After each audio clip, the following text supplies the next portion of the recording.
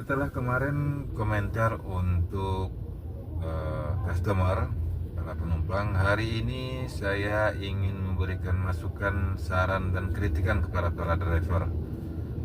Apabila Anda mendapatkan orderan dan tidak ingin untuk menjalankannya, tolong berikan alasan yang masuk akal. Kemarin saya dapat orderan, kemudian disampaikan oleh penumpangnya sudah di-cancel oleh 4 orang driver sebelumnya dengan alasan yang pertama habis kena tabrak mobilnya, yang kedua bannya bocor, yang ketiga mobilnya tidak mau hidup, yang keempat posisi terlalu jauh.